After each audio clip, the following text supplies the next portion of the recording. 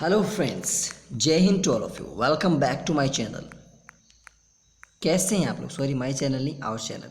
स्वागत है आप सभी का आपके अपने परिवार एजुकेशन हब पर। कैसे हैं आप लोग? उम्मीद करता हूँ सभी एकदम स्वस्थ होंगे, मस्त होंगे, अपने अपने घरों में होंगे और कोरोना के इस पेंडेमिक में अपनी स्टडी को कंटिन्यू कर रहे होंगे। ओके, हम इंडियन जियोग्राफी की बात कर रहे थे। जियोग्राफी में हमने कुछ बेसिक इंट्रोडक्शन चल रहा था अपने रॉक्स के बारे में देख लिया था, अपने जो क्रस्ट मेंटल कोर के बारे में डिस्कशन कर लिया था, वोल्केनोज के बारे में डिस्कशन कर लिया था। वो लास्ट क्लास में अपन पूरा देख चुके थे। ओके, उसमें आपको कोई भी किसी प्रकार की कोई दिक्कत है आई थिंक नहीं होगी, क्योंकि आपने कमेंट सेक्शन में कुछ नहीं बताया। कोई दिक्कत अगर होती तो आप बताते। अपने जो अर्थक्वेक भी देख लिया था, इन सब के बारे में अपन पूरी बातें कर चुके थे। अब अपना आज का टॉपिक क्या है? आज अपन पढ़ेंगे, एक तो पढ़ेंगे अपन क्लाइमेटोलॉजी, जो आपकी मौसम विज्ञान जो है। क्लाइमेटोलॉजी आपका मौसम कैसे बनता है, हाँ जी, मौसम बनाना जरूरी होता है ना, तो आपका मौसम कैसे बनता है वो। प्लस उसके बाद अपन पढ़ेंगे फिर कोपेन का क्लासिफिकेशन। किसका? कोपेन का जो वर्गीकरण है। कोपेन ने अपने जो उसको बांटा है ना, तो कोपेन का क्लासिफिकेशन भी अपन पढ़ेंगे। ठीक है, तो चलिए लगाइए हेडिंग क्लाइमेटोलॉजी। कौन सी लॉजी? क्लाइमेटोलॉजी। क्लाइमेटोलॉजी के बारे में डिस्कशन करते हैं, तो उससे पहले अपने को कुछ वही तो अपने चुनिंदा सुधार करने होंगे। देखिए हेडिंग क्या लगानी है आपको? हेडिंग लगानी है क्लाइमेटोलॉजी।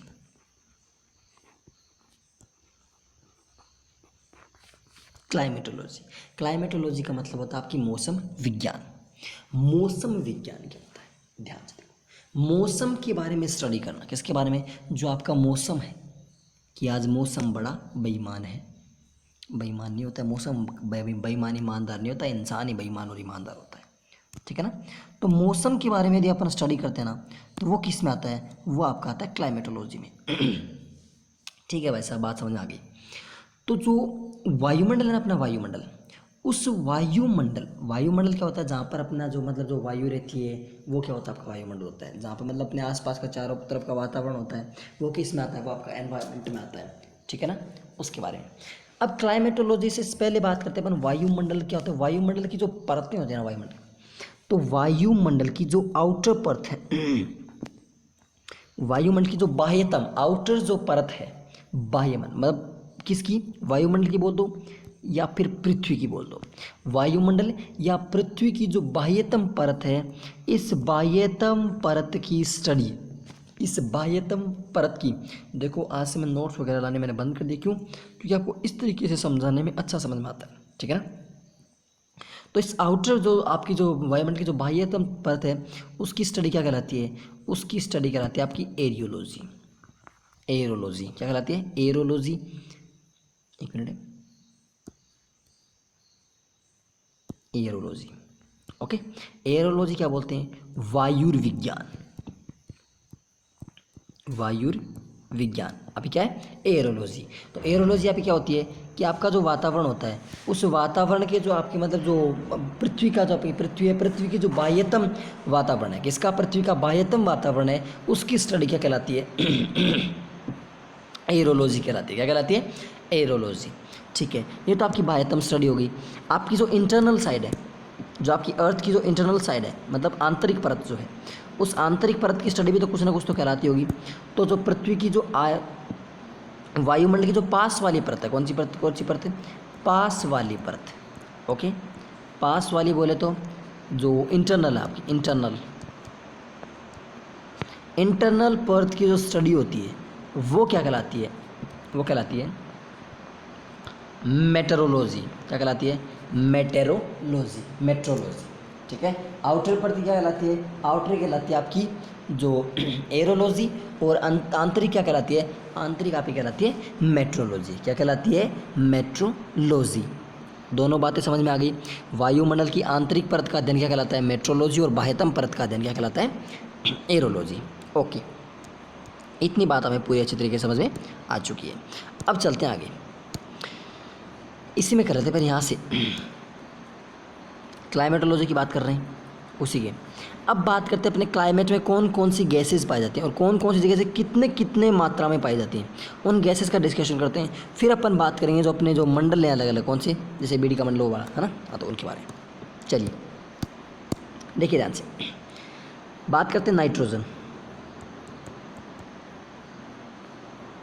नाइट्रोजन का सिंबल क्या होता है, N2। नाइट्रोजन कितने परसेंट है, 78%। या फिर इसको एग्जैक्ट लिखना डाटा, अगर एग्जैक्ट लिखें इसका तो 78.08%। ओके, 78.08%। ये आपकी क्या है, ये आपकी नाइट्रोजन गैस है। नाइट्रोजन लिख लिया जाए, आप हेडिंग लिया नाइट्रोजन। और वायुमंडल में इसकी उपलब्धता कितनी है, अवेलेबिलिटी कितनी है, 78.08%। इसके अब कुछ फीचर्स लिखते हैं इस गैस के, क्या क्या। इसको कलरलेस होती है, सबसे पहले क्या होती है,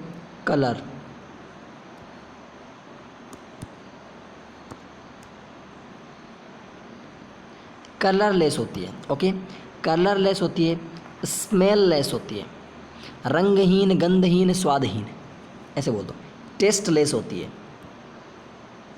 रंगहीन, गंधहीन, स्वादहीन। ओके, कलरलेस, स्मेललेस, टेस्टलेस, तीन हो गई। प्लस नेक्स्ट क्या, तेजी से जलने से बचाती है, किसको, तेजी से जलने से बचाती है। कोई चीज़ होती है उसको जल्दी नहीं जलने देती, धीरे धीरे जलाती है उसको, जला तो देती है, मतलब जलने तो उसको देती है बट धीरे धीरे जलाती है उसको, तेज़ी से नहीं जलने देती। ओके, तो रंगहीन, गंधहीन, स्वादहीन, तेज़ी से जलने से बचाने वाली। ओके, इसके अलावा और क्या फीचर्स हैं इसके, और फीचर्स इस गैस के ये हैं कि नाइट्रोजन की बात करें अपन, पेड़ों में किसका निर्माण होता है, जो आपके ट्रीज़ होते हैं, ट्रीज़ मतलब पेड़, पेड़ों में, ट्री में आपका किसका निर्माण होता है, प्रोटीन का निर्माण होता है। पेड़ों के अंदर प्रोटीन किसके माध्यम से बनती है, इसी नाइट्रोजन गैस के माध्यम से बनती है। जो पेड़ों के अंदर जो प्रोटीन बनती है वो किससे बनती है, इसी नाइट्रोजन के माध्यम से बनती है। और जो आपका वायुमंडल है, कौन सा मंडल, रानुमंडल नहीं, वायुमंडल, जो आपका वायुमंडल है उस वायुमंडल में 128 किलोमीटर तक फैली है। कितने तक है, 128 किलोमीटर तक फैली होती है। कौन सी गैस है, ये गैस होती है आपकी नाइट्रोजन गैस। एक और यूज़ बताऊं, एक जो आपके जो चिप्स आते हैं या जो आपके कुरकुरे आते हैं, इनके पैकेट्स आपने देखे होंगे, बहुत सारे टाइप आते हैं चिप्स और कुरकुरे। इनके क्या होते हैं, इनके जो पैकेट ऐसे फूले हुए आते हैं ना गुब्बारे की तरह, मतलब ऐसे फूल के तो इतना लगता है कि मतलब आधे किलो होगा, बट निकलते अंदर आधा ग्राम ही नहीं निकलते। तो इनमें कौन सी गैस भरी होती है, इनके अंदर भी आपकी नाइट्रोजन गैस भरी होती है। ये आपकी जानकारी के लिए अतिरिक्त पॉइंट था, अगर काम में लेना चाहो तो आप काम में ले सकते हो। ठीक है, नाइट्रोजन गैस के बारे में अपन डिस्कशन किया। नाइट्रोजन गैस क्या होती है, एटमॉस्फेयर में 78.08% होती है। N2 इसका सिंबल होता है, रंगहीन, गंधहीन, स्वादहीन, तेज़ी से जलने में बचाने वाली ये होती है। प्लस ट्रीज़ इससे प्रोटीन बनाते हैं, अपनी जो पेड़ होते हैं अपनी प्रोटीन बनाते हैं। वायुमंडल में 128 किलोमीटर तक फैली होती है। ठीक है, मतलब 128 किलोमीटर ऊंचाई तक। चिप्स वगैरह, कुरकुरे वगैरह जो आते हैं उनका जो पैकेट आता है उस पैकेट में कौन सी गैस भरी होती है, यही नाइट्रोजन गैस भरी होती है। नाइट्रोजन समझ में आ गई। अब नेक्स्ट इसके बाद नाइट्रोजन के बाद अगली कौन सी आती है, अगली आपकी आती है कौन सी, अगली आती है आपकी ऑक्सीजन। कौन सी, ऑक्सीजन। ओके,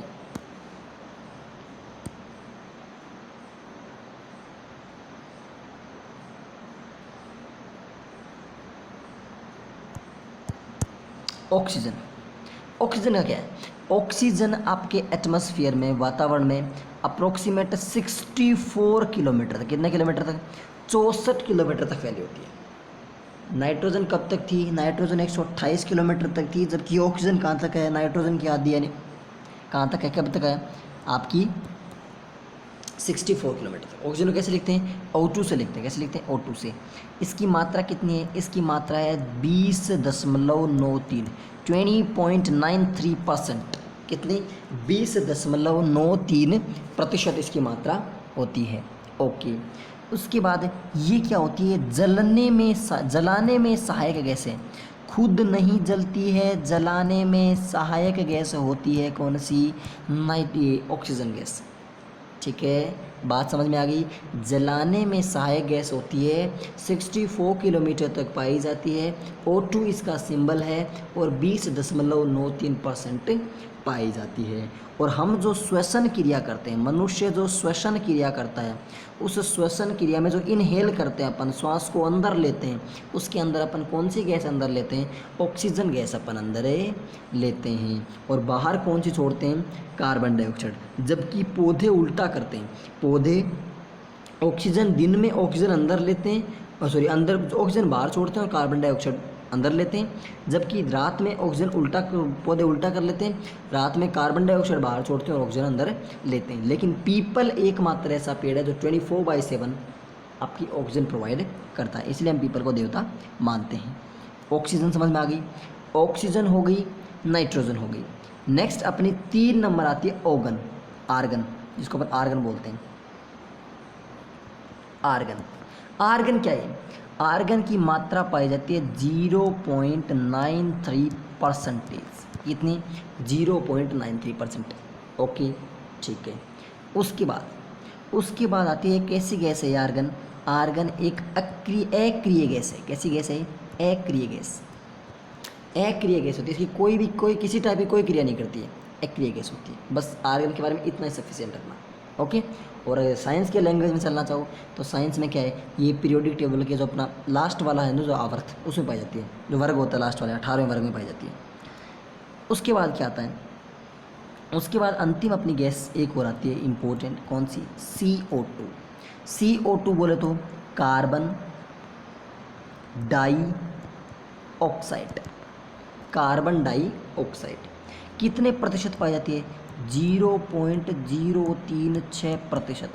अब आपके दिमाग में एक क्वेश्चन आएगा कि सर कार्बन डाइऑक्साइड की मात्रा है 0.036%, ठीक है, और आपने ऑक्सीजन की मात्रा बताई है 20.93%।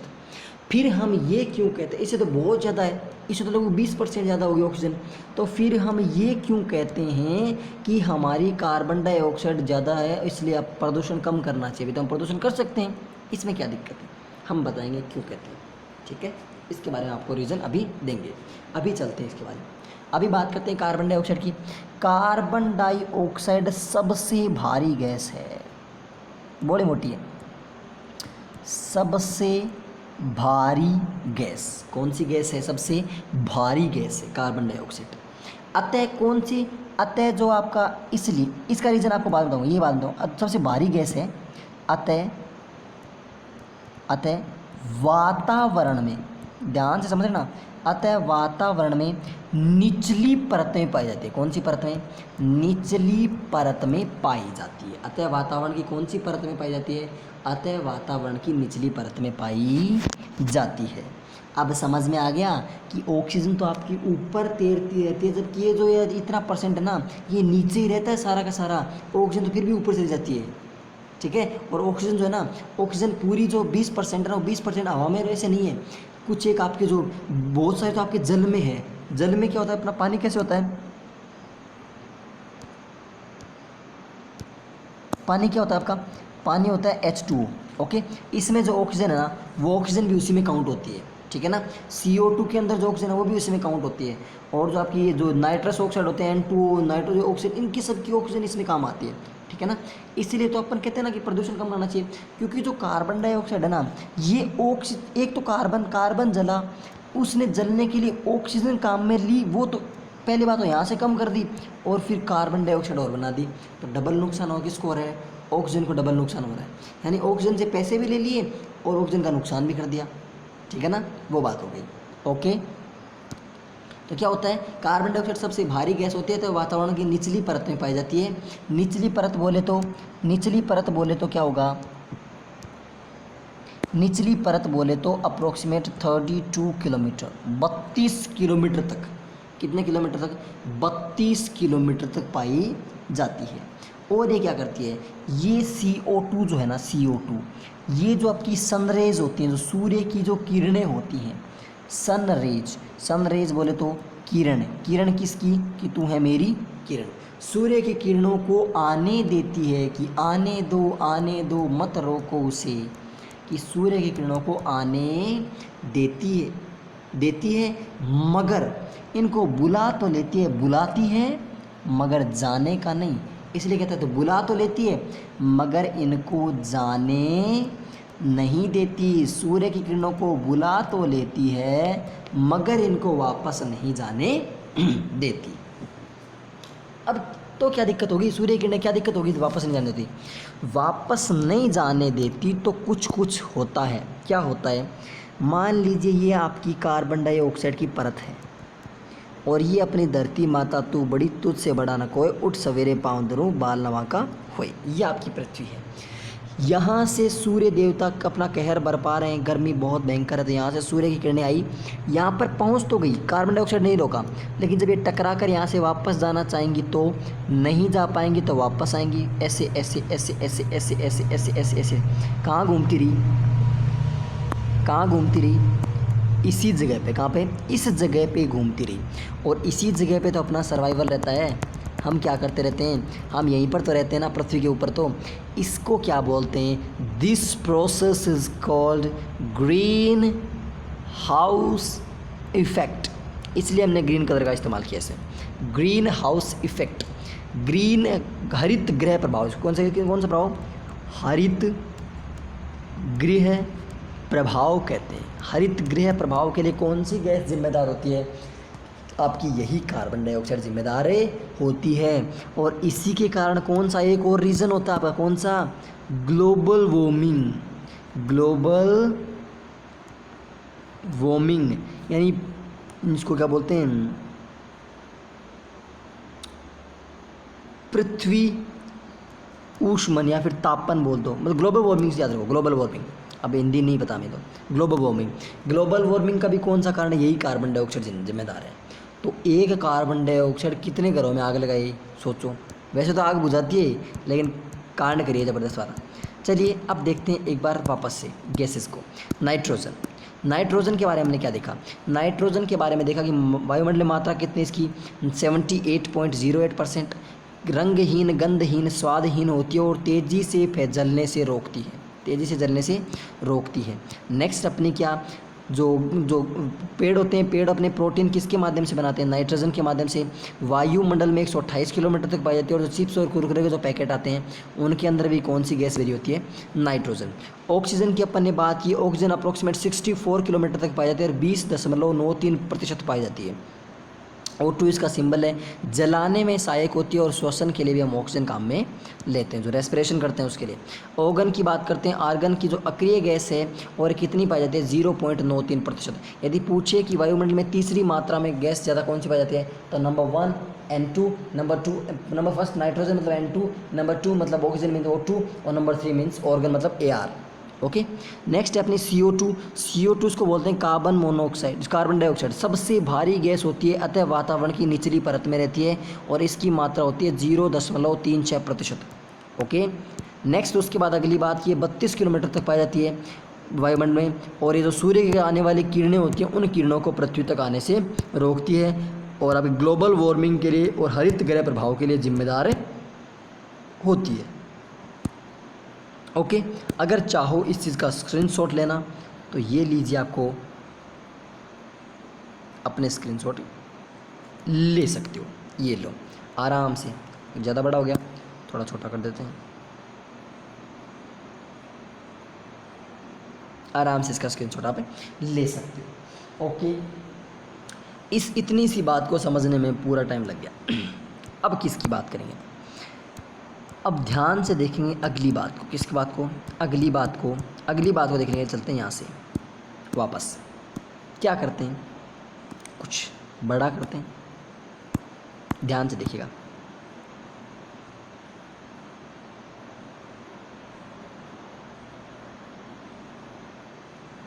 ओके, इतना बड़ा काफ़ी है।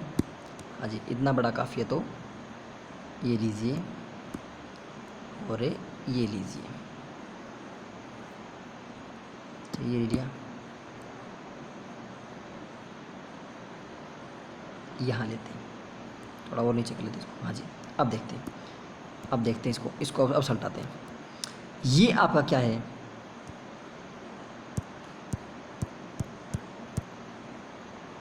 हाँ जी, यहाँ ही ले लेते हैं। ओके, ये आपका क्या है, ये आपका पृथ्वी है, पृथ्वी का एक हिस्सा है। ध्यान से देखना, ऊपर वाली परत लेते हैं, नीचे वाले परत के बारे में कुछ डिस्कस नहीं करें। इस पृथ्वी के ऊपर, ठीक है, इस पृथ्वी के ऊपर ऐसे ऐसे अपन चलते जाते ना, तो ऐसे बहुत सारे मंडल बनते जाते हैं। नीचे मतलब यहाँ से शुरुआत करते हैं तो यूँ बहुत सारे मंडल बनते चलते हैं। कौन से मंडल? जो अपने वीडियो वाले मंडल होते हैं ना, वो बनते चलते हैं।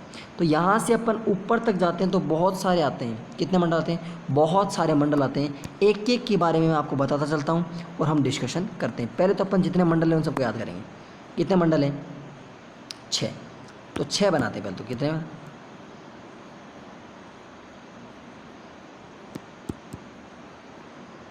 नंबर 1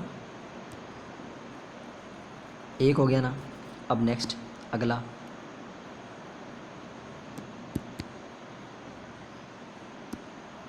नंबर 2 2 हो गया, ठीक है।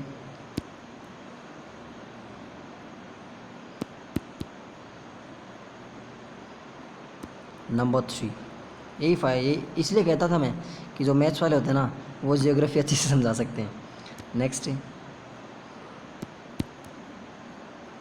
नंबर 4, टाइम लगेगा बट ये चीज़ बहुत ही इंपॉर्टेंट चीज़ है, इसलिए हम टाइम लगा रहे हैं थोड़ा सा। नेक्स्ट नंबर 5 और the last and last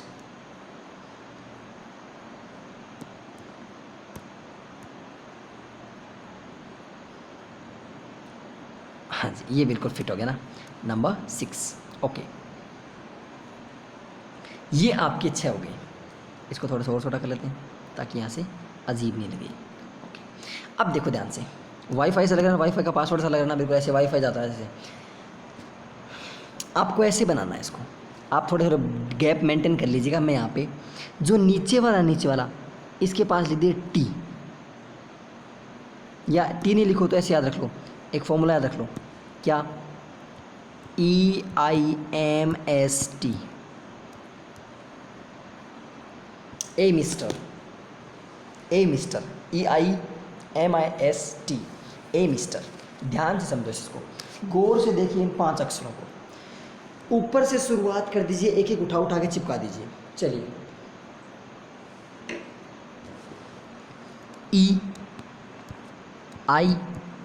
EIMST 5 he, sorry 6 मैंने ज़्यादा ले लिए, 5 ही लेंगे अपने को। EIMST 5 हो गए। अब EIMST मतलब क्या है?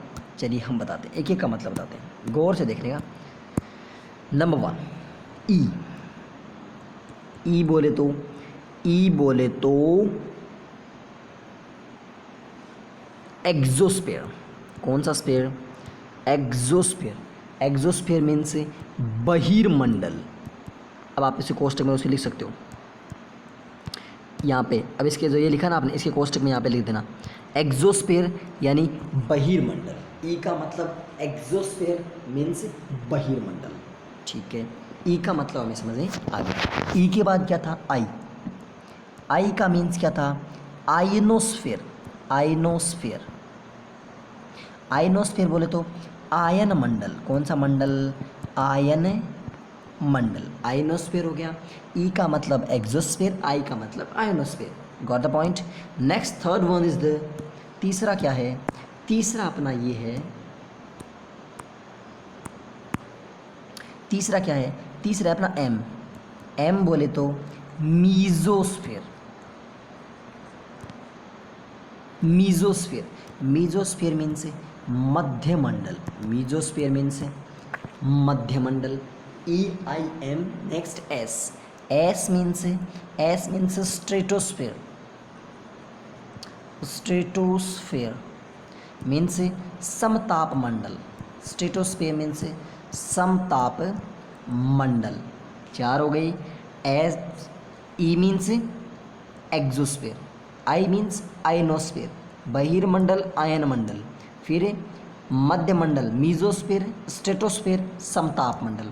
और द लास्ट वन इज, अंतिम क्या है? अंतिम अपना है T. T means troposphere.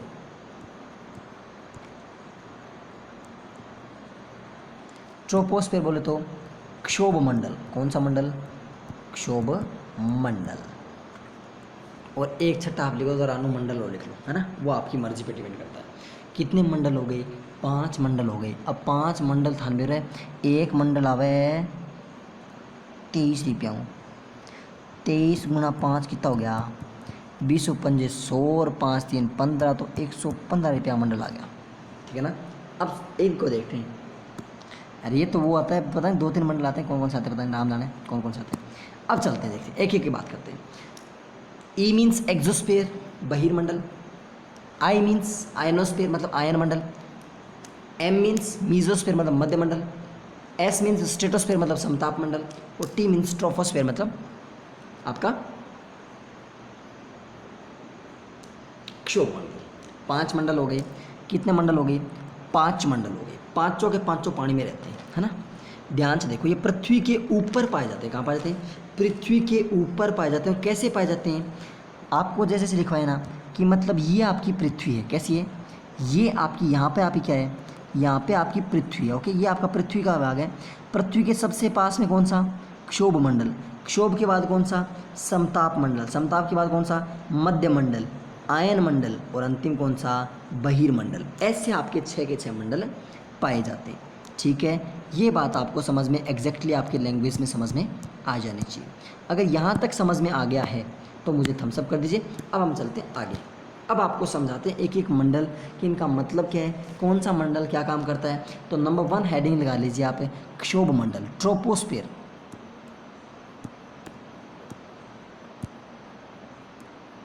Number 1 heading लगा लीजिए ट्रोपोस्फीयर,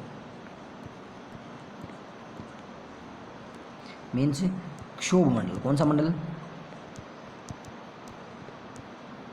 क्षोभ मंडल। चलिए अब देखते हैं इसको। क्षोभ मंडल देखो, सब क्षोभ मंडल सबसे नीचे था, सबसे ऊपर था? सबसे नीचे था। तो पहला क्या है इसका? सबसे निचला। देखो आप खुद देख सकते हो क्षोभ मंडल कहाँ पे है, ये रहा, इसकी बात कर रहे हैं अपन। और ये कहाँ है? ये पृथ्वी के सबसे नज़दीक है। तो सबसे निचला मंडल, कैसा मंडल? सबसे निचला, नीचला, सबसे निचला। ओके, और ऊंचाई कितनी है इसकी? इसकी हाइट, इसकी ऊंचाई कितनी है? ऊंचाई जो आपके जो पृथ्वी के जो ध्रुव हैं, यानी पोल हैं, पृथ्वी के जो ध्रुव हैं, ध्रुव से 8 किलोमीटर से लेकर के, कहाँ से? ध्रुव से तो 8 किलोमीटर तक। ध्रुव से कहाँ तक? ध्रुव से कितने किलोमीटर ऊंचाई पर है? 8 किलोमीटर। और यदि आप ध्रुव ना लो, आप भूमध्य रेखा लो। यदि आप ध्रुव ना लेकर भूमध्य रेखा लो तो भूमध्य रेखा से 18 किलोमीटर दूर हैं। अब आप ये सोचोगे कि फ़र्क क्या है, भूमध्य ध्रुव क्या ऊंचे नीचे? बिल्कुल, ध्रुव थोड़े ऊपर है, भूमध्य रेखा थोड़ी नीचे। ठीक है, यानी जो आपका क्षोभ मंडल है वो भूमध्य रेखा से तो 18 किलोमीटर ऊपर, और आपका जो ध्रुव है, ध्रुवों से 8 किलोमीटर ऊपर पाया जाता है। ओके, यहाँ तक बात आपको समझ में आ गई। नेक्स्ट बात करते हैं इसी में, इसी ट्रोपोस्फीयर में लिखना है आपको सब कुछ। अब ट्रोपोस्फीयर में लिखना है। ट्रोपोस्फीयर में नेक्स्ट क्या लिखोगे आप? नेक्स्ट आपको ये लिखना है कि, इस पर दिया ऐसा चलेगा ना, हाँ जी। नेक्स्ट इसी में ट्रोपोस्फीयर में आपको लिखना है कि तापमान, टेम्परेचर नहीं लिखिएगा, ये पुराना वाला लोगो है अपना चैनल का। तापमान, टेम्परेचर।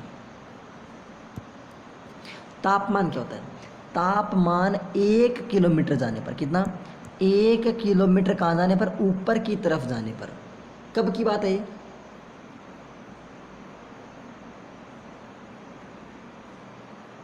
सॉरी 1 किलोमीटर नहीं, 1 मिनट, हाँ तापमान की बात करते हैं। कब की बात है? तापमान 165 मीटर ऊपर जाने पर। कितना मीटर ऊपर जाने पर?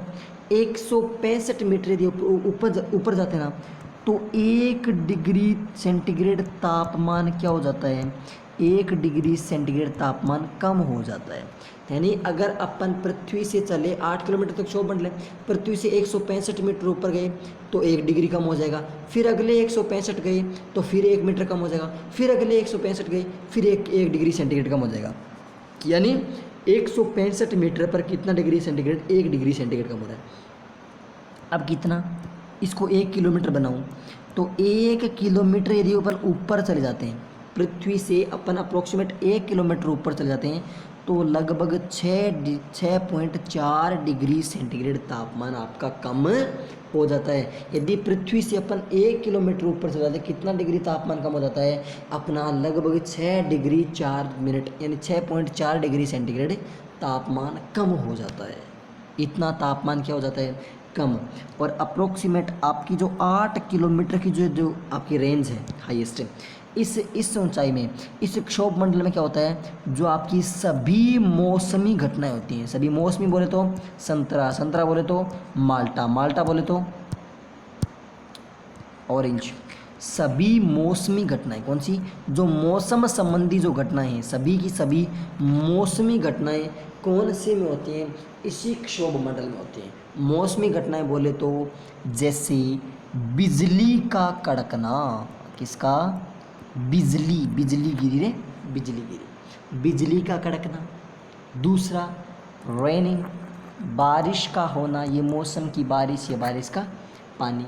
बादल का फटना, किसका फटना? ऐसे कहते हैं ना, तो बादल पाट गयो, तो बादल का फटना।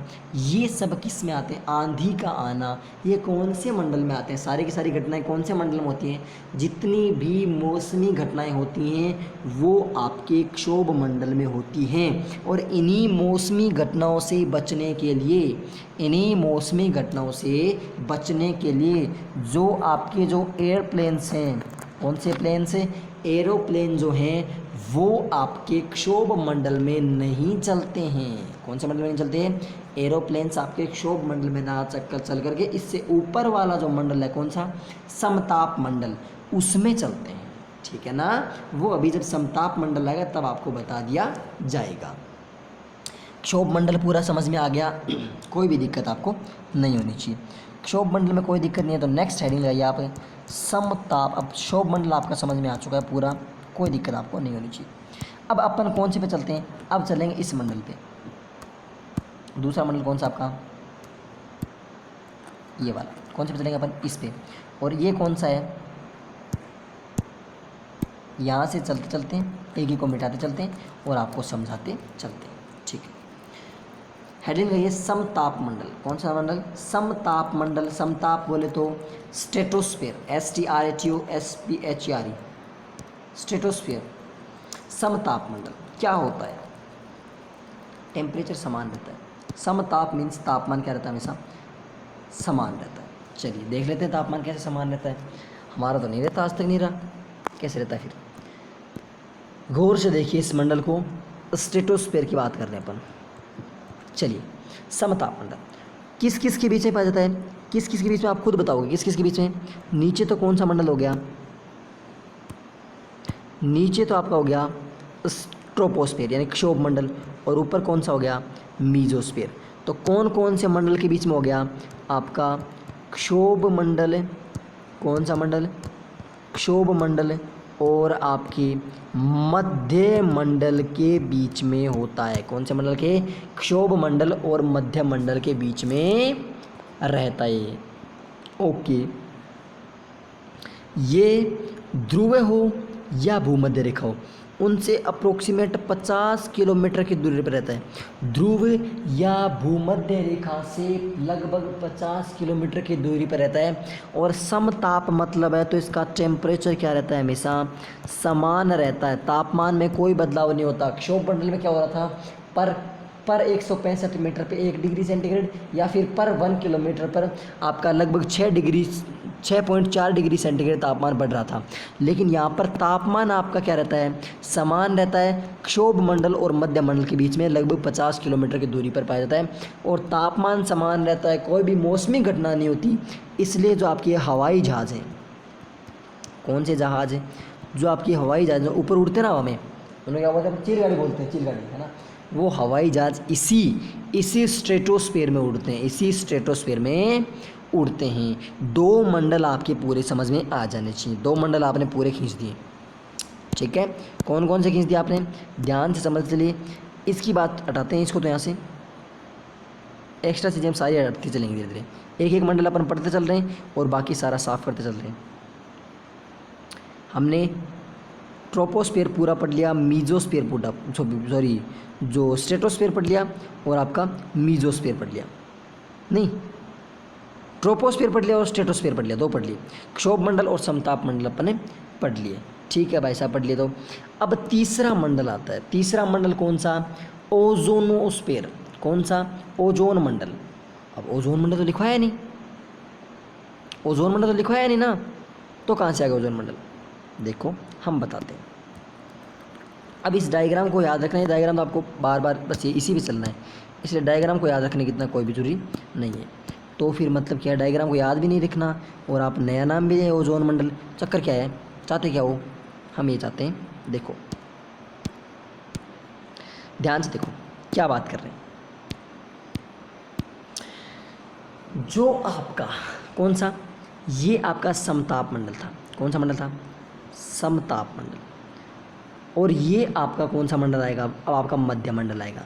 ये आपका कौन सा? मीजोस्फीयर और ये आपका स्ट्रेटोस्फीयर। इन दोनों के बीच में, इन दोनों के बीच में, गोवा वाले बीच पे फोटो खींच के, यहाँ पर क्या पाया जाता है? यहाँ पर ओजोन गैस। ओजोन बोले तो O3, 3 ऑक्सीजन एक साथ रहते हैं, 3 ऑक्सीजन एक साथ रहते हैं, वो क्या हो जाएगी? आपकी ओजोन गैस। तो ओजोन गैस का पाया जाता है, और ओजोन गैस पाई जाती है, इसलिए इसको क्या बोलते हैं? इनके बीच वाले पार्ट को बोलते हैं ओजोनोस्फीयर। क्या बोलते हैं? ओजोनोस्फीयर या फिर ओजोन मंडल। ओजोनोस्फीयर या फिर ओजोन मंडल। इसमें क्या होता है? ओजोन गैस पाई जाती है। कौन सी गैस पाई जाती है? ओजोन। और ओजोन गैस क्या होती है? सूर्य से आने वाली, किससे? सूर्य से आने वाली हानिकारक हानिकारक पैराबैंगनिक, कौन सी किरणें? एक मिनट,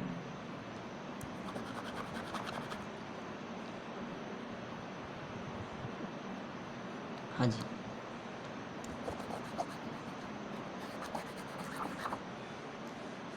एक सेकेंड वेट किया, जस्ट वेट वॉच। हाँ, तो सूर्य से आने वाली हानिकारक पराबैंगनी किरणें। यहाँ पे थोड़ी सी दिक्कत हो रही है, पता नहीं क्या दिक्कत हो रही है, कुछ इसके लग गया है शायद, आई थिंक मार करके, या फिर फ़ोन के इसके स्क्रीन के लग गया होगा। हाँ जी, तो पराबैंगनिक जो किरणें होती हैं, उन किरणों से, पराबैंगनिक बोले तो अल्ट्रा वायलेट यूवी रेज आते हैं, यूवी रेज या फिर पराबैंगनिक किरणें जो आती हैं, उन किरणों से हमारी पृथ्वी क्या करती है? रक्षा करती है। कौन सी मंडल? ओजोन मंडल। और ओजोन परत के अंदर, ओजोन परत के अंदर जो आपका अंटार्कटिका महासागर, अंटार्कटिका महाद्वीप है, कौन सा? अंटार्कटिका महाद्वीप है, वहाँ पर इस ओजोन में क्या मिला है? छेद मिला है। और इस छेद से बड़ी चिंता हो रही है कि कहीं तापमान ना बढ़ जाए, और ये छेद बढ़ता ही जा रहा है।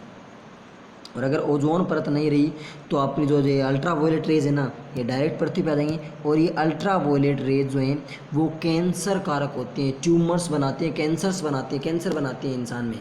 और कैंसर इज़ द, समझ गए आप लोग, समझाने की जरूरत नहीं है।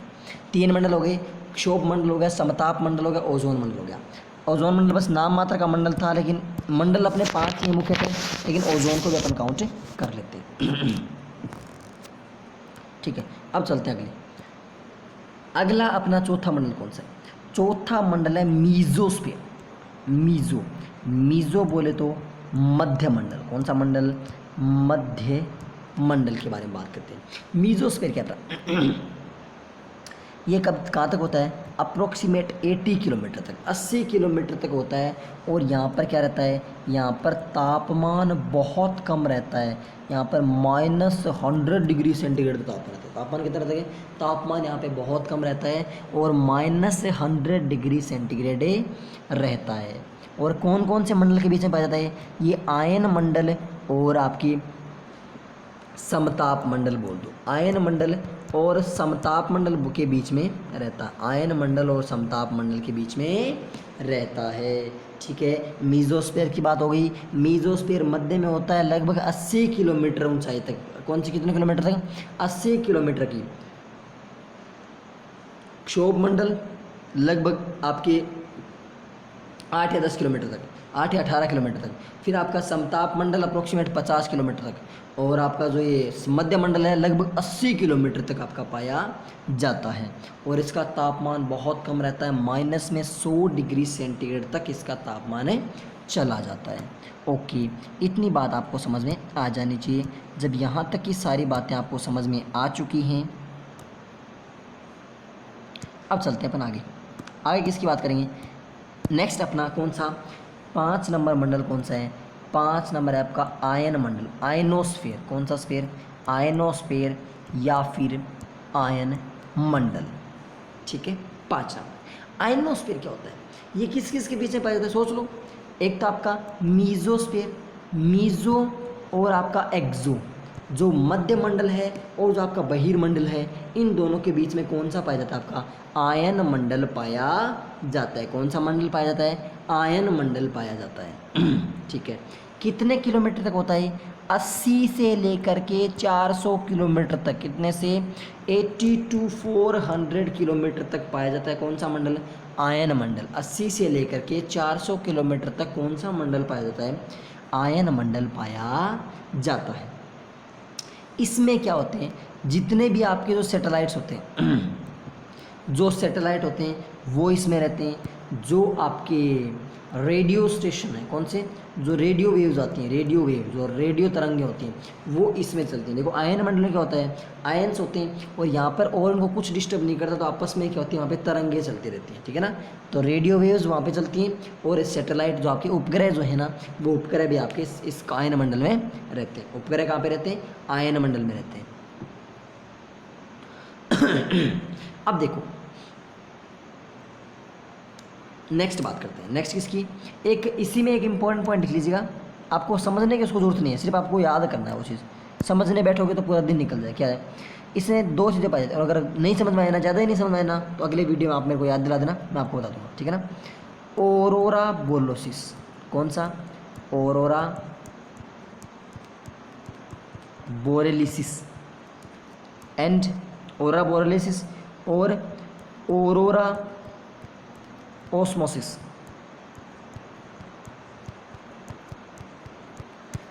ओरोरा बोरेलोसिस और ओरोरा ओस्मोसिस इसी मंडल में कौन से? आयन मंडल में पाए जाते हैं। कौन से मंडल में पाए जाते हैं? आयनोस्फीयर में पाए जाते हैं। अब आप लोग पूछोगे क्या होते हैं, तो अभी इसको छोड़ दीजिए, अभी कुछ नहीं जुड़ते, सिर्फ आपको याद रखना है। अगर ज़्यादा ही होगा तो हम अगले वीडियो में आपको पूरा डिटेल से को बता देंगे। ठीक है ना, अभी ये मंडल कर लेते हैं। ओके, तो ओरोरा बोरेलिसिस और आपका ओरोरा ओस्मोसिस क्या होते हैं? ये दोनों यहीं पाए जाते हैं, इसी मंडल में पाए जाते हैं। ठीक है, एंड द लास्ट अंतिम कौन सा है? अंतिम आपका है बहिर्मंडल। अंतिम कौन सा है?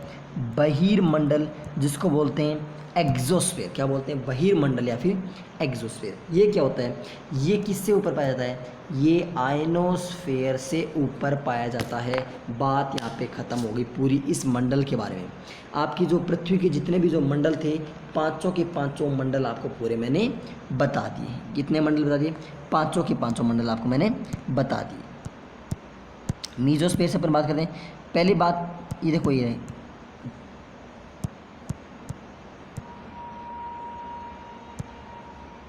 एक एक मंडल को ध्यान से देखते हैं। एक एक मंडल क्या क्या कौन सा देखते हैं।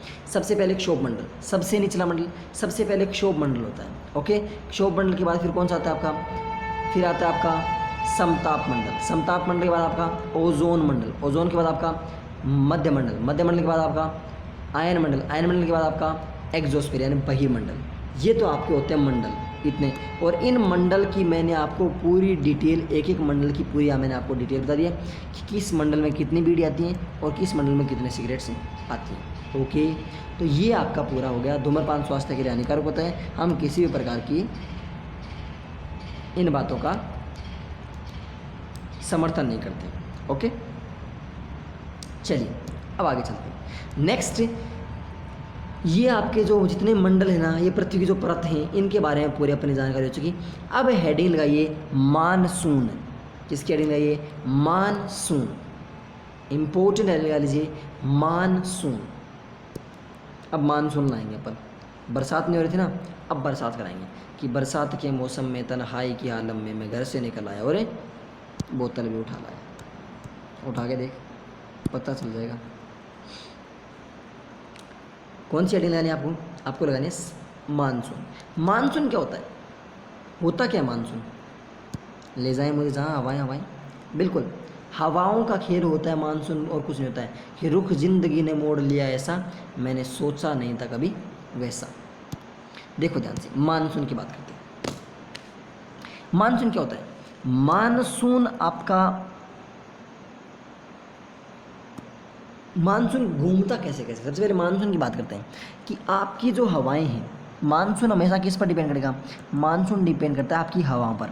ये आपकी सन सन सन सन सन ऐसे हवा बहती रहती है। हवा यदि आपकी नॉर्थ टू साउथ जाएगी, हवा यदि आपकी नॉर्थ टू साउथ जाएगी तो मानसून राइट टर्न करेगा। किधर टर्न करेगा? राइट साइड, मतलब यूँ घूमेगा मानसून, हमेशा यूँ घूमेगा।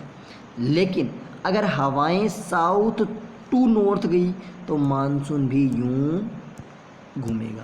कैसे घूमेगा? यूं घूमेगा। ओके, तो नॉर्थ टू साउथ गई तो आपका राइट साइड में, और साउथ टू नॉर्थ गई तो आपका लेफ्ट साइड में मानसून घूमता है। ठीक है, तो भाई साहब भारत में कौन सा आता है ना? नॉर्थ टू साउथ घूम गया तो मतलब आप राइट में चले गए, और साउथ टू नॉर्थ घूम गई तो मतलब आप लेफ्ट में चले गए। तो भारत में मानसून कोई ना कोई आता होगा। तो इंडिया में कौन सा मानसून आता है? इंडिया में आता है साउथ वेस्ट मानसून। कौन सा? South west. साउथ बोले तो दक्षिण, वेस्ट बोले तो पश्चिम। दक्षिण पश्चिम मानसून कहाँ पर आता है? भारत में आता है। मेरे प्यारे भारत में कौन सा मानसून आता है? प्यारे भारत में दक्षिण पश्चिमी मानसून आता है। ओके, इतनी बात क्लियर हो गई। अब आप इम्पोर्टेंट 4-5 तारे लगा के हेडिंग लगा लीजिए। कौन सी? कोपेन का वर्गीकरण। कोपेन का वर्गीकरण या फिर कोपेन क्लासिफिकेशन। कोपेन का वर्गीकरण या फिर कोपेन क्लासिफिकेशन। चलिए अब डिस्कशन करते हैं ध्यान से दत्तचित होकर के। पेपर पेन साइड में रख दो, पेपर पेन साइड में रख दो। बिल्कुल हम यही बोल रहे हैं और आपको भी यही सुनना है। पूरा ध्यान अपना कोपेन पे लगा दो कि कोपेन क्या था और क्या से क्या हो गया। देखते देखते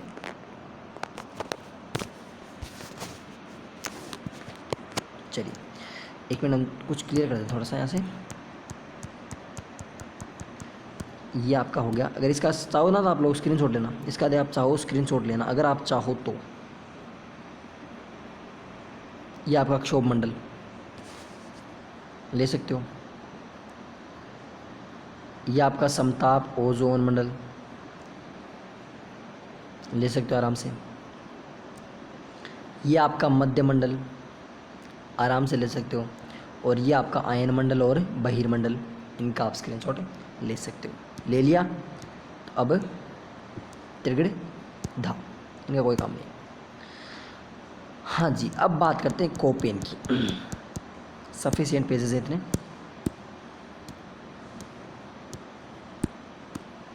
कोपेन को बनाते हैं यहाँ पे। ये क्यों लिया मैंने? इसलिए लिया, आप समझ में आ जाए क्यों लिया।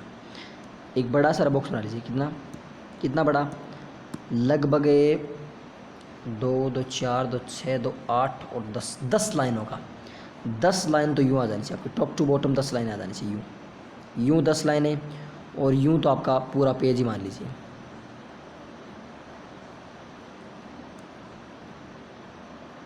ये लीजिए, यूँ 10 लाइन आ जानी चाहिए आपकी। ओके, आ गया, डन। अब इसको बांटना कैसे? शुरुआत की 2 लाइनें, शुरुआत की 2 लाइनें जैसे जैसे हम कहते कहते वैसे बांटते चलिए। यू लाइन खींच दीजिए। शुरुआत की 2 लाइनों को अलग रख लीजिए। ठीक है, फिर जो अंतिम की 2 लाइनें, अंत की 2 लाइनें, उनको आप अलग रख लीजिए। ओके, रख लिया, कोई दिक्कत नहीं।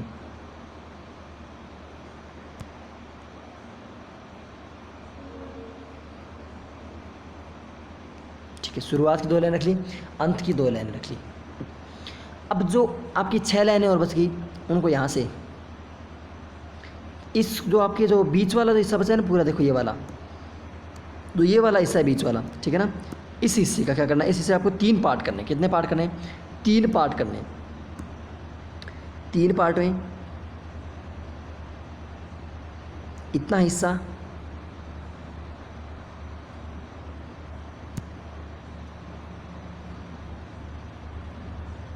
और इतना हिस्सा, 3 पार्ट कर दिए। ओके, ये 3 पार्ट आपके हो गए। हाँ जी, ये आपके 3 हिस्से हो गए। ये बन गया आपका कोपेन का क्लासिफिकेशन। अब टोटल यदि आप काउंट करें, अब देखो बन गया ना। अब इसमें क्या करो, अब 4 लाइनें आपके काम आ चुकी हैं। अंदर कितनी बच गई? 6 लाइनें। तो अंदर देखो, इन 2 लाइनों को अलग बांट लो, अलग बट गई। ये 2 लाइनें अलग बांट लो,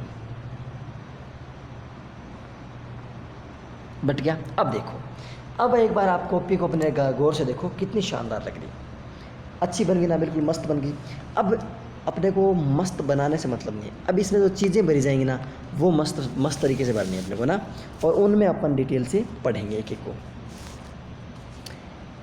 ऐसा आप डायग्राम बना चुके होंगे, यदि नहीं बनाया तो आराम से बाद में बना लीजिएगा, बट अभी आपको कोपेन समझना ज़रूरी है।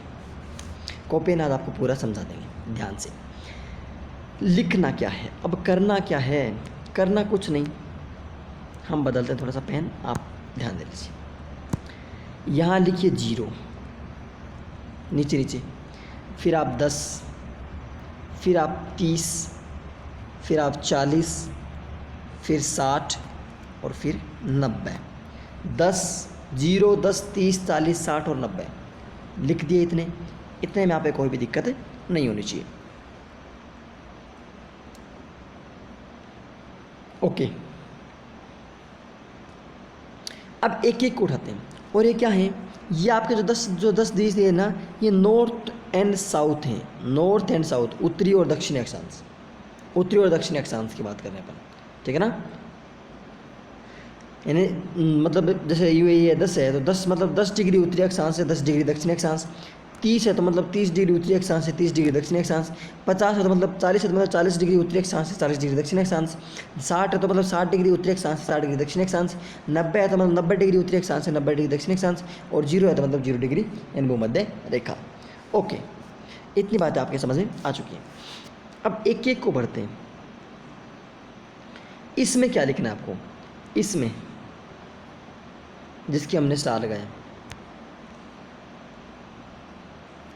इसमें आप लिखिए टेगा व टुंड्रा प्रदेश। कौन सा प्रदेश?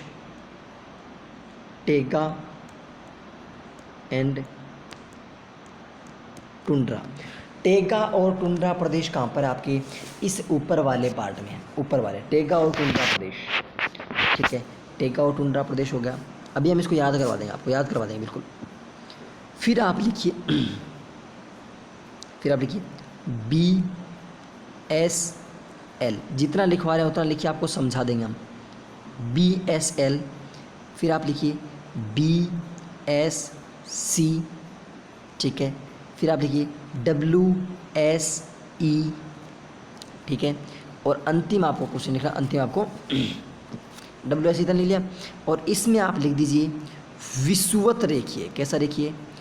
विषुवत रेखीय जलवायु प्रदेश। विषुवत रेखीय जलवायु प्रदेश। ओके, अब ये BSL BSC WSE मतलब क्या है? अब इस पेज को अपन बार बार में काम में लेंगे, इसलिए इसको छोड़ते हैं। अब चलते हैं इस पेज पे, इसलिए हमने नया पेज लिया था। अब समझते हैं एक एक बात को ध्यान से। एक आप हेडिंग लिख लीजिए, एक मतलब एक शॉर्ट ट्रिक लिख लीजिए।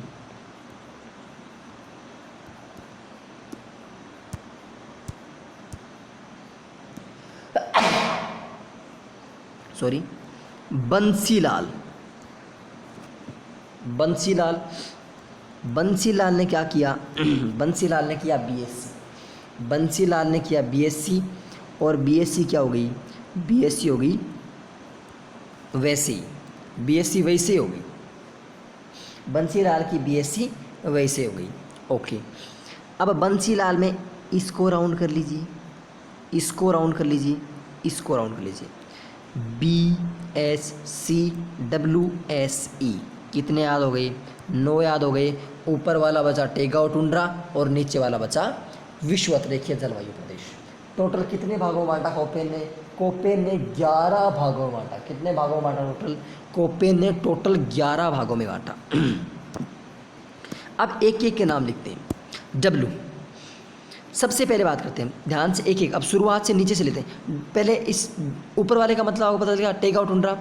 बी का मतलब है ब्रिटिश टाइप क्लाइमेट। अगर अब लिखो तो अब लिख लो, जब मैं एक एक कराऊँ तो एक एक करवाते लिख सकते हो, ठीक है ना। बी का मतलब ब्रिटिश टाइप का जो आपका क्लाइमेट। फिर अगले है इसका मतलब साइबेरियन क्लाइमेट।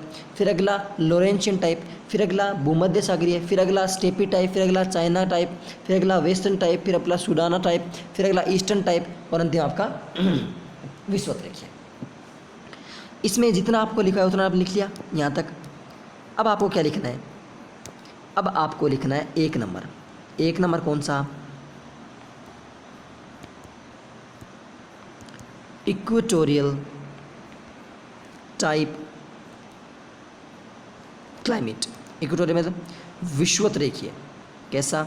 नीचे नीचे वाला, देखो याद करो, नीचे नीचे वाला विषुवत रेखीय जलवायु प्रदेश। ये देखो याद करो, ये रहा, है ना।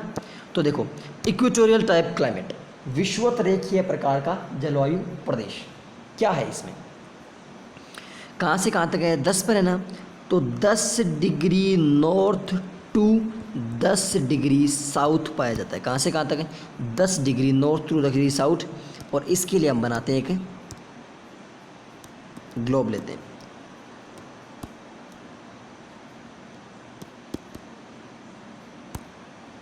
अब देखो ध्यान से, ये आपकी भूमध्य रेखा, ये आपका 10 डिग्री नॉर्थ और 10 डिग्री साउथ। इसके बीच में जो आता है ना इतनी दूर में, वो क्या होता है आपका?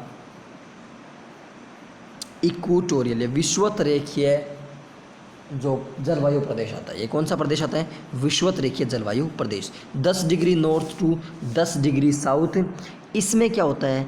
इसमें टेम्परेचर हाई रहता है, और हाई अप्रोक्सीमेट कितना? एवरेज 27 डिग्री सेंटीग्रेड रहता है टेम्परेचर हाई। जब तापमान ज़्यादा होगा तो वाष्पन ज़्यादा होगा, तापमान ज़्यादा होगा तो वाष्पन ज़्यादा होगा, वाष्पन ज़्यादा होगी तो रेनिंग ज़्यादा होगी, वाष्पन ज़्यादा हुआ तो रेनिंग यानी वर्षा ज़्यादा हुई। इसीलिए मैंने एक दिन आपको बताया था कि इस 10 डिग्री अक्षांश से लेकर के 10 डिग्री दक्षिण उत्तरी अक्षांश से लेकर 10 डिग्री दक्षिण अक्षांश, इसके मध्य डेली शाम को 4 PM, कब? डेली शाम को 4 बजे बारिश होती है। क्या होती है? बारिश होती है। ओके, डेली शाम को 4 बजे बारिश होती है। और कितनी? लगभग 200 सेंटीमीटर वर्षा होती है। 200 सेंटीमीटर वर्षा, लगभग कितनी वर्षा होती है? लगभग 200 सेंटीमीटर होती है इसकी एवरेज वर्षा, औसत वर्षा। डेली नहीं, औसत वर्षा कितने सेंटीमीटर? 200 सेंटीमीटर तक। ठीक है, इतनी बात होगी। अब देखो इतनी ज़्यादा वर्षा होती है तो यहाँ पे वनस्पति कैसे मिलेगी? इतनी ज़्यादा वर्षा होती है यहाँ पर है तो वनस्पति, बात किसकी? वनस्पति। तो वनस्पति बहुत अच्छी मिलती है। वनस्पति क्या मिलती है? वनस्पति बहुत अच्छी मिलती है। वनस्पति बहुत अच्छी मिलती है। सघन वनस्पति मिलती है। कौन सी वनस्पति मिलती है? सघन। और ऊंचे वृक्ष पाए जाते हैं। कैसे वृक्ष पाए जाते हैं? ऊंचे वृक्ष पाए जाते हैं। वनस्पति बहुत अच्छी मिलती है, सघन मिलती है, और वृक्ष कैसे पाए जाते हैं? ऊंचे वृक्ष पाए जाते हैं। ध्यान दे लेना, इक्वेटोरियल टाइप क्लाइमेट। अब इस जो कोपेन क्लासिफिकेशन बता रहा हूँ ना, इस क्लासिफिकेशन के माध्यम से आप अपने वर्ल्ड का जो ग्लोब है ना, उसमें -10, उसमें 10 डिग्री नॉर्थ से 10 डिग्री साउथ के बीच में करोगे ना, जो भी देश आएंगे उन सभी देशों में यही क्लाइमेट पाया जाएगा। फालतू की वो कहते हैं चौधर पट्टी करने की जरूरत है नहीं अपने को। जितना ये ना, कौन सा, जो 10 डिग्री नॉर्थ से 10 डिग्री साउथ के बीच में जो भी देश आएंगे, कौन से देश आएंगे? जितने भी देश आएंगे उन देशों में कौन सा क्लाइमेट पाया जाएगा? उन देशों में यही क्लाइमेट है। यही क्लाइमेट बोले तो आपका जो बहुत अच्छी सघन और जो ऊंचे वृक्षों वाली वनस्पति पाई जाती है। डेली शाम को 4 बजे वर्षा होती है। 200 सेंटीमीटर एवरेज होती है। लगभग तापमान ज़्यादा रहता है, वाष्पन ज़्यादा होता है, रेनिंग ज़्यादा होती है। उसके बाद इनमें कौन से वर्ष पाए जाते हैं? इनमें पाए जाते हैं कॉम्पिटेटिव वर्ष, वृक्ष, कॉम्पिटेटिव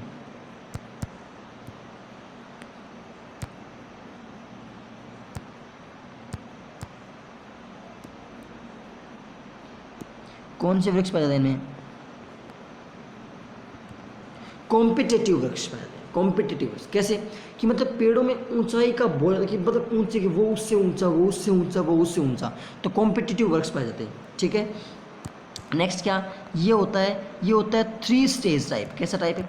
3 स्टेज टाइप फॉरेस्ट। कैसे type forest? 3 stage type forest. 3 stage मतलब एक सबसे ऊंचे वाले वन, फिर उनसे थोड़े नीचे वाले, मध्य वाले और एक उनसे कम वाले, तो 3 टाइप स्टेज फॉरेस्ट पाए जाते हैं। कितने टाइप? 3 स्टेज टाइप फॉरेस्ट पाए जाते हैं। और इनमें क्या होता है? इनमें वृक्षों में निच्छालन की समस्या होती है। कौन सी समस्या? निच्छालन, नीचे छालन, निच्छालन मतलब लीचिंग होती है। क्या होती है वृक्षों में? लीचिंग। लीचिंग जानते हो? जैसे अपन बोलते हैं ना गोंद वगैरह आते हैं, जो गोंद वगैरह आते हैं, जो किसी पेड़ को थोड़ा सा काट देते हैं उससे मतलब उसमें चिपचिपा पदार्थ बाहर निकल जाता है, उसको क्या बोलते हैं? उसको बोलते हैं निच्छालन। कौन सा बोलते हैं उसको?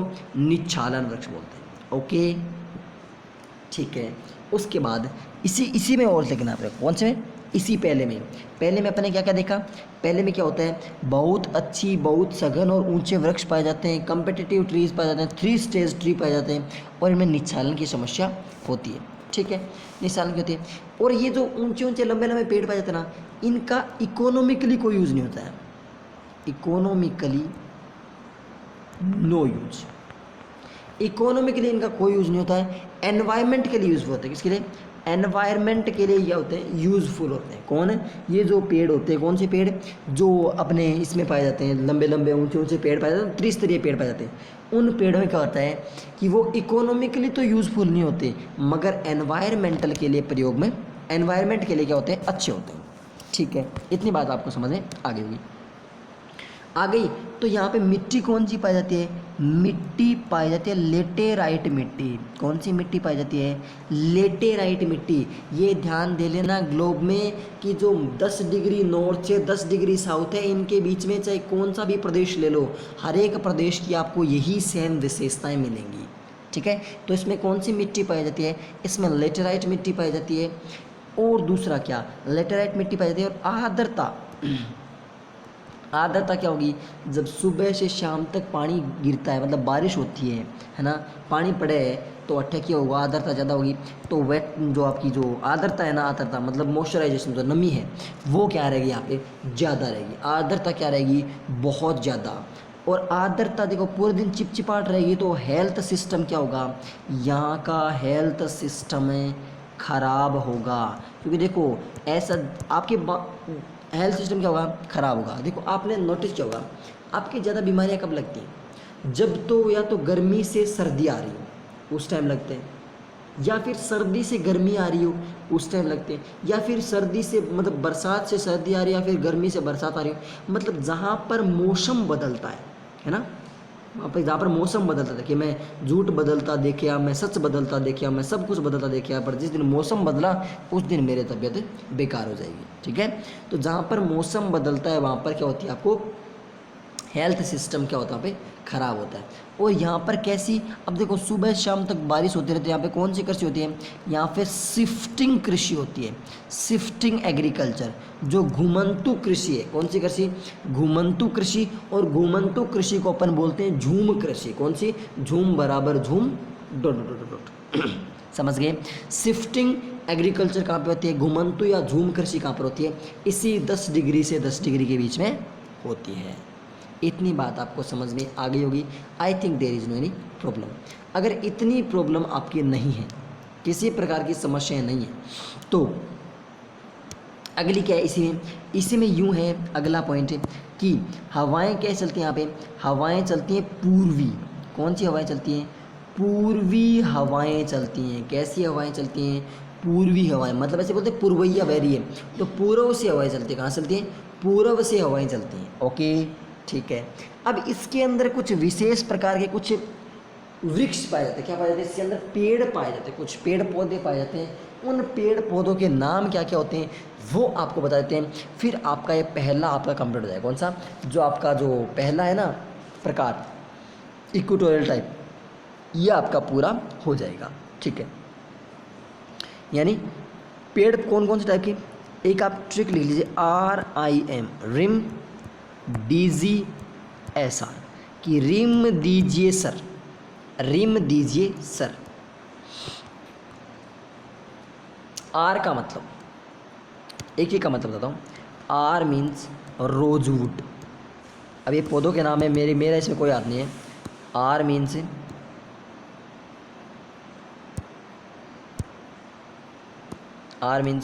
रोजवुड। आर मीन्स कौन सा, रोजवुड। नेक्स्ट क्या है, आर मीन्स रोजवुड हो गया। आई का मतलब, आई का मतलब इबोनी, आई का मतलब इबोनी, इबोनी, ठीक है। एम का मतलब, रिम है ना, रिम रिम, एम का मतलब महोगनी, एम का मतलब महोगनी। और रिम डीजी, डी का मतलब डाई हार्ट।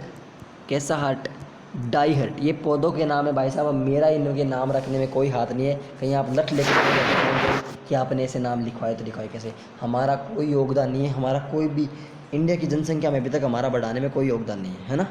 हाँ जी, आगे इन फ्यूचर की बात नहीं कह सकते, बट हम अभी फ़िलहाल मैं किसी और का हूँ, फ़िलहाल किसी और का बाद में होऊंगा, है ना। रोजवुड की बात करते हैं, रोजवुड, इबोनी। अब ए पौधा का नाम है, पेड़ पौधा है, न तो मैं देखा न मार दादा परदादा देखा, तो मारो कोई हमें योगदान को नहीं। अगर थार का देखे हैं तो भाई बढ़िया बात है, थार करने रखो। हाँ जी, तो आर का मतलब रोजवुड, आई का मतलब इबोनी, एम का मतलब महोगनी, डी का मतलब डाइहट, ठीक है। उसके बाद दो और बचे ना, रिम डी जी, डी का मतलब, फिर जी का मतलब क्या हो गया, जी का मतलब हो गया ग्रीन हर्ट। ग्रीन हर्ट बोल दो या फिर ग्रीन हर्न बोल दो, ग्रीन हर्ट बोल दो या ग्रीन हर्न बोल दो, ओके। ग्रीन हर्ट या ग्रीन हर्न। फिर एस का मतलब सिनकोना, कौन सा, सिनकोना, कौन सा कोना, सिनकोना, बाबू सोना, हरिया धनिया पुदीना, सबकी चटनी बनकर खाओ ना। और आर का मतलब रबर, आर का मतलब है रबड़। क्या, आर का मतलब रबड़। ए थारा पेड़ पौधा पाए जाए बेटा, कौन कौन सा, rim D G S R. R means, R means पहले क्या, रोजवुड। आई मतलब इबोनी, एम मतलब महोगनी, डी मतलब डाइहर्ट, जी मतलब ग्रीन हर्ट या ग्रीन हर्न, नेक्स्ट एस मतलब सिनकोना, और आर मतलब रबड़। ये आपके पेड़ पौधे कहाँ पाए जाते हैं, ये आपके पेड़ पौधे पाए जाते हैं 10 डिग्री उत्तरी अक्षांश से 10 डिग्री दक्षिण अक्षांश से। अब आपको करना क्या है, पहला टाइप आपका कंप्लीट हो गया।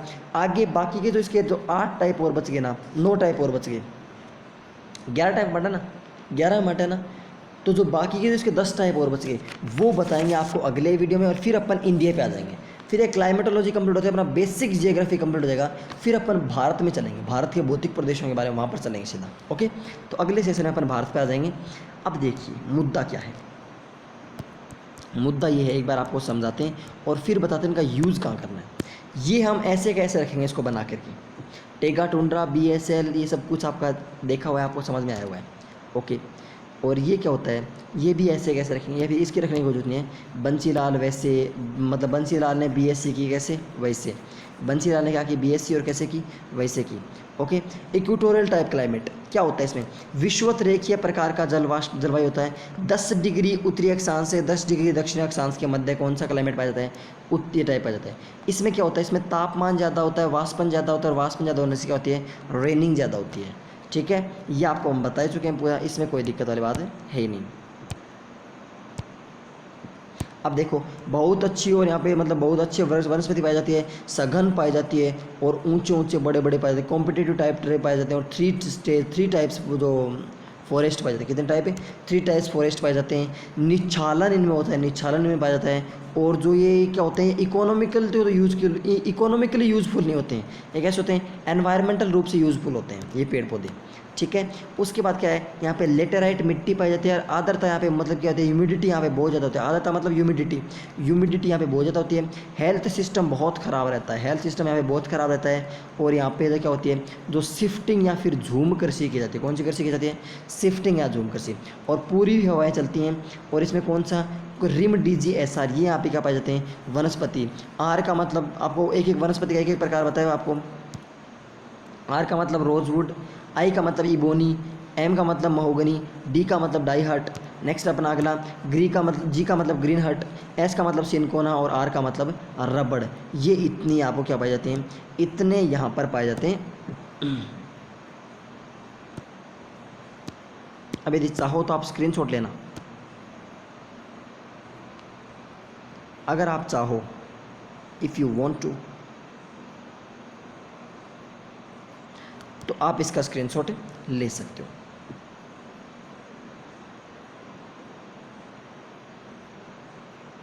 ले लिया होगा।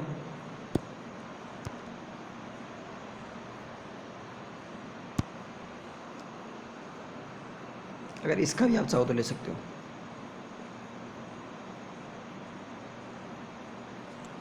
ये लीजिए, इसका भी यदि आप चाहो तो स्क्रीनशॉट ले सकते हो। ओके ठीक है, यहाँ तक आज अपना हो गया।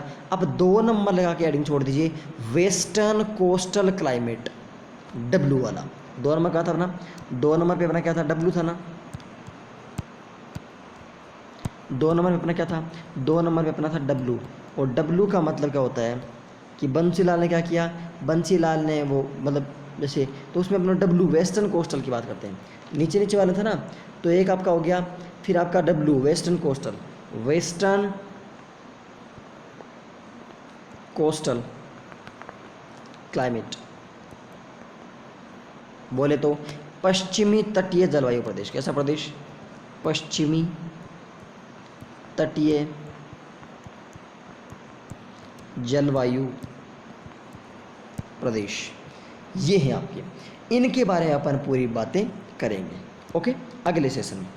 अब आपको एक बात बता देता हूँ, आपको कहा था मैंने कुछ बताऊंगा, ये समझिए आप, यहाँ पर नहीं समझाएंगे, ये यहाँ पर समझिएगा कि आपने जो चीज़ें पढ़ी हैं उसका मतलब क्या है।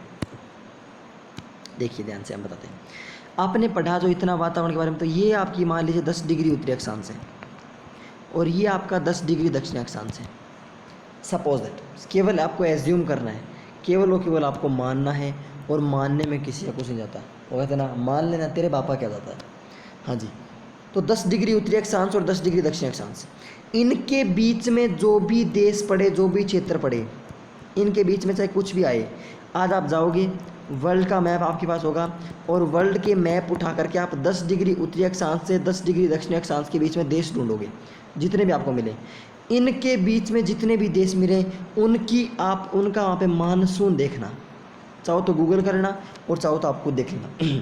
उनका मानसून देखना। यदि कोई आपसे पूछे कि इनके बीच में कोई देश, आपको नाम दे दिया कि ये देश है, अब वो तो आपको देखना पड़ेगा कौन सा देश कहाँ पर आता है। बाकी आपको नाम दे देंगे, कुछ गिने चुने पूछेंगे, तो वो देश आप देखोगे कहाँ पर है, इनके बीच में, तो उसकी आप दनादन क्या बता दोगे, पूरी की पूरी ये विशेषता उसके चिपका देना, उस देश की सारी की सारी विशेषताएँ ये हो जाएंगी।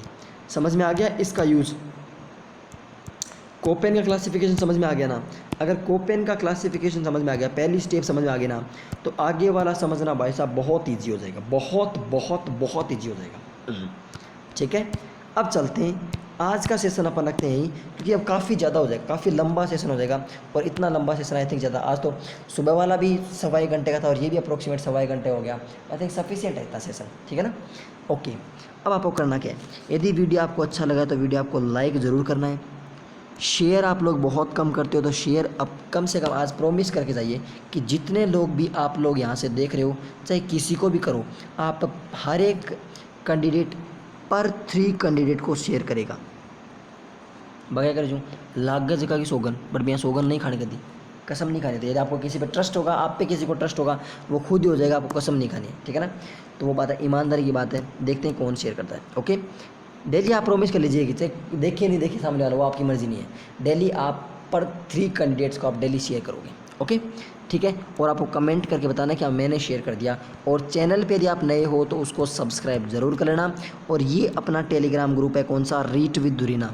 अगर आपको quiz, notes, PDF, doubt session, फलान ढिमकान पूछान, जो कुछ भी चाहिए वो सब यहाँ पर मिलता है। और ये ग्रुप नहीं, अपना पूरा परिवार है, यहाँ पर ज़्यादा मेम्बर्स नहीं, ज़्यादा भीड़ भाड़ नहीं है, बस एक सिंपल वे में सभी मिल कर के साथ रहते हैं। ओके, मिलते हैं अगले सेशन में, तो थोड़ी देर बाद, कब तक, शाम को 8:15 बजे पॉलिटिकल के साथ। सुबह आपने हिस्ट्री के लिए सेशन नहीं लिया तो सुबह वाला सेशन ले लीजिए। तब तक के लिए आप अपना ध्यान रखिए, अपने घर वालों का ध्यान रखिए और कोरोना के इस पेंडेमिक में अपना और अपनी सरकार का सहयोग कीजिए।